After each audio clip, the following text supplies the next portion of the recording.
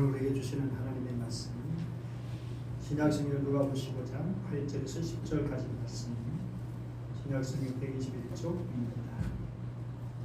누가복음 15장 8절에서 10절까지 말씀.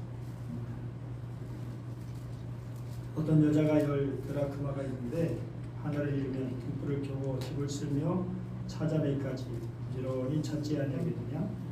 또 찾아낸즉 벗과 이웃을 불러 모으고 말하되 나와 함께 즐기자 이른 드라크마를 찾아내었노라 하리라. 내가 너에게 이르노니 이와 같이 죄인 한 사람이 회개하면 하나님의 사자들 앞에 기쁨이 되느니라. 아멘. 주전 3세기 고대 시실리아에서 사는 아르케메데스가 있는데요. 이분이 욕조에 들어서 목욕하던 중에 욕조물이 넘쳤을 때 같은 부피라도 무게가 다르다는 사실을 알게 됐죠. 그러자 너무나 기쁜 나머지 벌거벗은 몸으로 거리에서 뛰어나와 외친 말이 아주 유명하죠. 여기서 다른 말이라 유레카입니다. 나는 찾았다 라는 말이죠. 여러분도 유레카하면서 기쁨으로 외쳐본 경험이 있습니까? 오늘 본문을 보면 예수님의 말씀을 통해서 유레카 외친 한 여인을 만나볼 수가 있습니다. 한 여인이 이제 10 드라크마를 가지고 있었습니다. 그런데 그 중에 하나를 잃어버렸습니다. 이 드라크마는 헬라도로 둥근 엽전 모양으로 이제 은으로 이렇게 되어 있었는데요. 그 당시 여인들은 이 드라크마를 이어서 장식용 목걸이로 사용했습니다.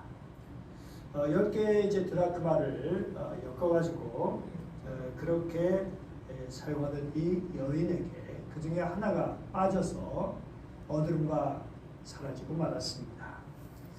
한 드라크마는 데나리온과 같이 노동자의 하루 봉사였습니다. 그런데 돈이 문제가 아니라 정말 이 여인에게 따질 수 없이 소중한 것이기 때문에 그래서 그것을 찾기 시작했습니다. 등불을 켜고 우리 그 당시 당연히 전기가 들어오지 않았으니까 어두울 텐데 그래도 이제 갈대자리를 들춰가고 또 여기저기를 이제 뒤져보고 그 다음에 또 빗자루를 쓸어가면서 이 돌을 찾은 것이죠.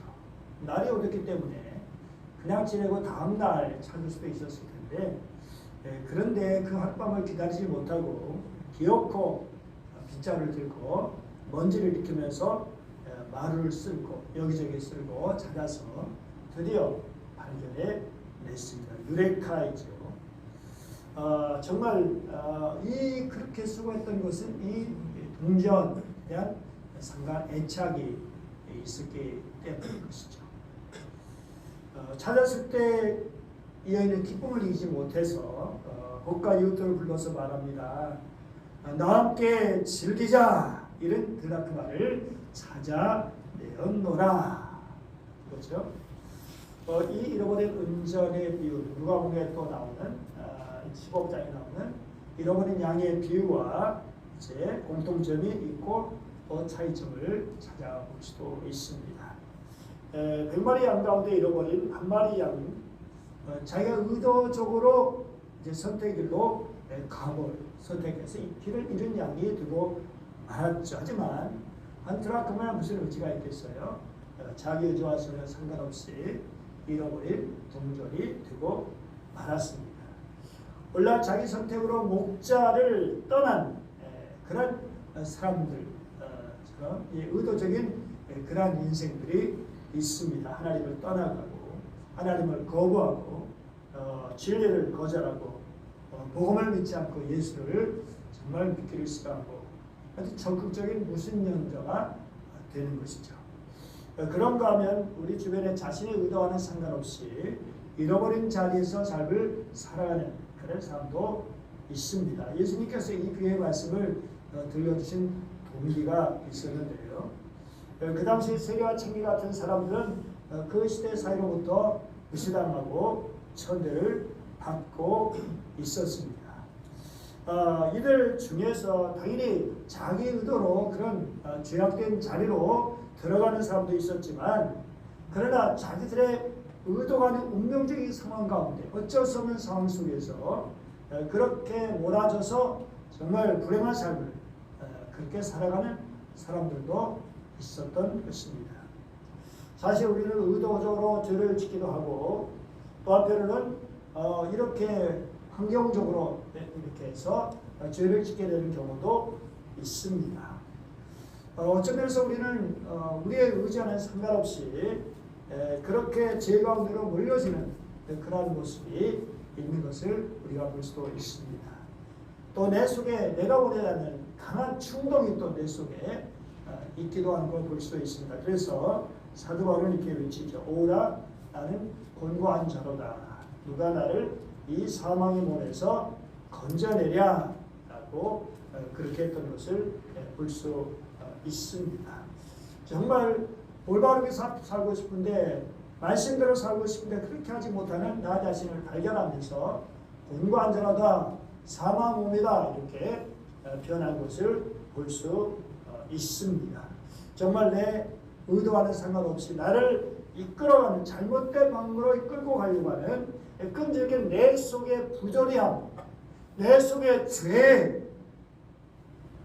있는 것이죠. 본질적으로는 하나님 앞에서 죄인으로 태어난 인생이기 때문이죠.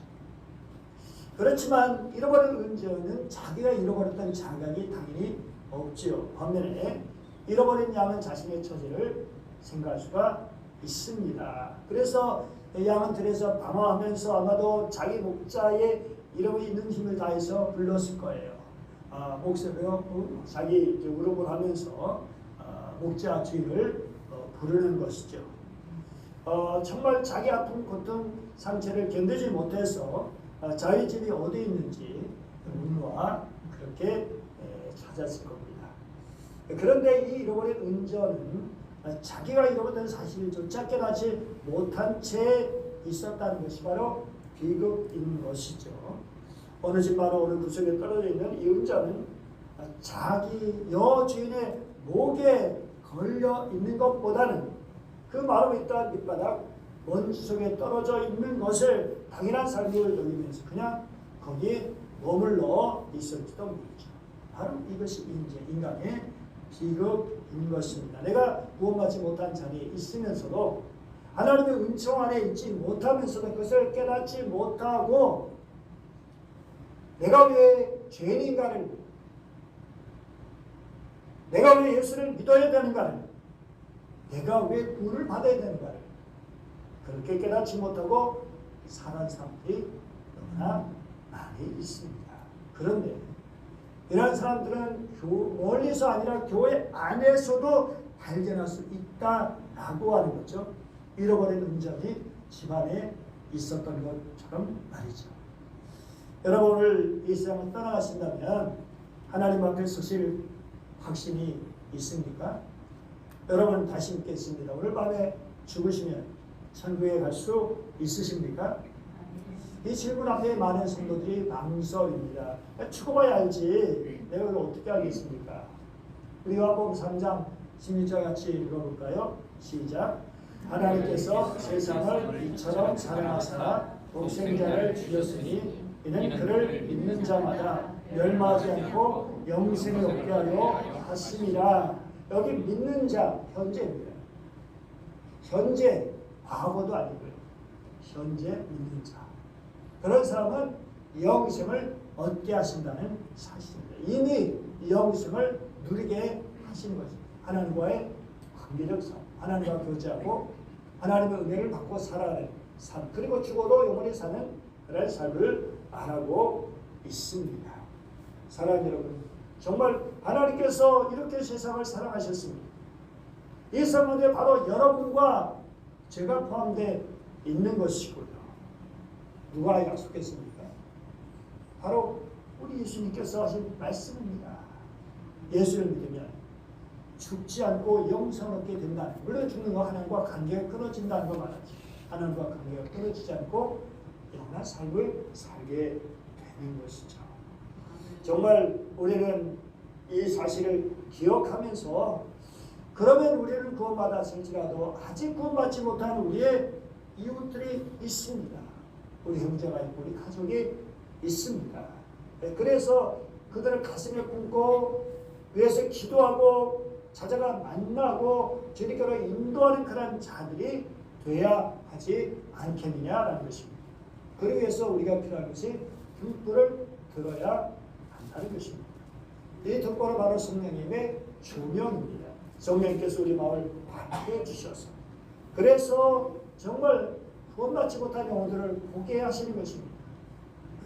우리 주님께서 정말 말씀하신 희어져 추수할 때가 되었다. 낫을 기다리는 그런 곡식을 볼 수 있게 주합니다. 농부가 그걸 못 보면 안 되는 거죠. 당연히 때가 돼서 수확을 하죠. 마찬가지로 우리의 영혼의 주수꾼인 우리들도 그 곡식들을 보는 우리 구원받아야 할 영혼들을 추수의 영혼들을 바라보는 것이 얼마나 중요합니까? 그들이 세상 속에 그리고 우리 가까이에 있는 것입니다. 성령께서 내 영혼을 밝히시면 그런 영혼이 보여집니다. 생명이 보여지기 시작하죠. 성령 하나님께서 내 속에 역사하시면 우리 주님께서 말씀하시도록 사도행전 1장 8절 같이 읽어볼까요? 시작. 그러나 성령께서 여러분 위에 임하시면 여러분이 능력을 받아 예루살렘과 온 유대와 사마리아에서 그리고 땅 끝까지 이르러 내 증인이 될 것입니다. 정말 그렇죠. 주님의 증인, 예수의 증인이 된다고 말씀하고 있습니다. 정말 이것은 대단하고 거창한 것이 아닙니다. 우리 일상 속에서 평범한 삶 속에서 증인된 삶으로 살아갈 수 있도록 만들어 주시는 것입니다. 이렇게 나와 관계 있는 사람들 매일 만나는 그러면서도 하나님 앞에 잃어버린 받은 그런 사람들 은전같이 잃어버린 은전같이 된 존재들 어둠 속에 갇혀있는 그들을 그냥 내버려 둬야 하는 것이냐라는 것입니다. 여기 빗장들고 쓸고 정말 이를 계속해서 찾아내시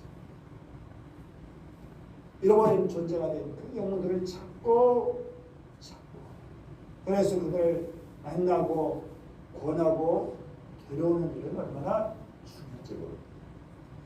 11살 때 길을 잃고 가족과 헤어진 어린아이가 실종된 34년 만에 그러니까는 45살 작년에 대해서 부모와 재회라는 그런 일이 있었습니다. 아들이 11살에 이제 사라졌는데 이제 45살 됐습니다. 아버지는 75세 노인을 받았습니다. 그런데 이 아버지는 34년 동안 그 아들을 포기하지 않고 찾았다는 사실입니다. 부모는 자식을 포기하지 않고 은전을 포기하지 않고 찾았듯이 하나님께서 우리를 찾으셨고 또 다른 사람을 찾으시는 것입니다. 잃어버린 은전을 찾은 자의 기쁨, 잔치를 설명하면서 예수님께서 결론짓는 말씀이 무엇입니까? 10절입니다. 같이 읽어볼까요? 시작. 내가 너에게 이르노니 이와 같이 죄 반 사람이 내게 하면 하나님의 사자들 앞에 기쁨이 되느니라. 하나님의 사자들은 하나님 앞에서 수정되는 천사들이니까 하나님의 마음을 가장 잘 아는 존재들이죠. 그러니 죄인의 회개하며 돌아오며 기뻐하시는 하나님의 마음을 너무나 잘 아니까 그들 역시 당연히 기뻐하는 거죠. 하나님의 사자들 너무 기뻐하고 하나님 정말 좋겠습니다. 너무 기쁩니다. 하나님 정말 좋으시겠습니다. 그래서 천사들도 정말 기뻐합니다. 천사들 앞에 기쁨이 되는 존재가 바로 찾아낸 존재예요. 너와 함께 즐기자. 정말 즐기자라는 말이 누가복음 15장 6절에 나오고요.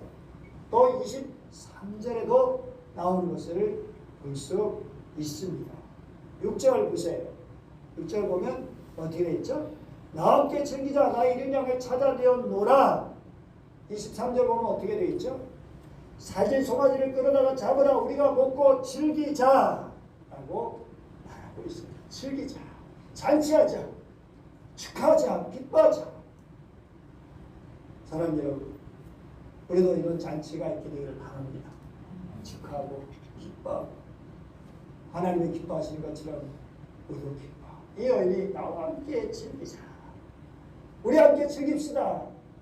하나님 앞에서 즐깁시다. 인조이. 정말 성경을 보니까 하나님 안에서 즐거워하자. 인조이라고 그의 영어를 이렇게 쓰고 있습니다. 인조이를 다. 인조이 코카콜라가 아니라 인조이 하나님의 은혜를 누리는 것입니다. 한 영혼에 돌아오는 기쁨을 누리는 것입니다. 사랑하는 여러분, 하나님의 기쁨이 될 자가 누구이겠습니까? 여러분, 주님께서 이렇게 차리시는 것은 그들이 하나님의 것이 원래 하나님의 것이기 때문에 우리는 하나님의 소유입니다. 그래서 하나님이 찾으시는 것입니다. 그리고 돌아올 때 기쁨이 되는 것입니다. 하나님께 돌아온 영혼들은 하나님께 기쁨이 되는 존재입니다. 그리고 다른 사람들, 돌아오게 하는 사람들, 다니엘서 10장 말씀한 것처럼 옳은 대로 돌아오게 하자라. 하늘의 별같이 반짝반짝 빛나리라. 사랑하는 여러분, 정말 오늘 이제 예수 생명 축제 발대식이 있겠습니다. 이 발대식이라는 것은 전날은 무거운 짐을 지고 막 힘내는 그게 아니라 새 생명을 향해 나가는, 그래서 그들을 찾아서 주님께 나오게 해서 주님이 기뻐하시고 우리가 함께 기뻐하는 축제의 기뻐하는 축제의 시작입니다. 이 기쁨으로 함께 참여하시기를 축복합니다. 기도하겠습니다. 은혜로우신 하나님 아버지, 감사드립니다. 오늘도 저희를 사랑해 주시고 말씀을 주시니 감사합니다. 귀한 말씀을 가슴에 새기고 하나님의 뜻대로 정말 하나님 기뻐하시는 이 잔치에 기쁨으로 참여하는 저희들 되게 하여 주옵소서. 그래서 하나님께서 기뻐하시고 하나님 앞에 있는 천사들이 기뻐하고 그리고 하나님 우리들이 기뻐하고 또 구원받은 이들이 기뻐하고 함께 기쁨으로 잔치하는 축제가 있는 귀한 하나님의 시작이 되게 하여 주시옵소서. 간절히 원하며 귀하신 주 예수님의 이름으로 기도드립니다. 아멘.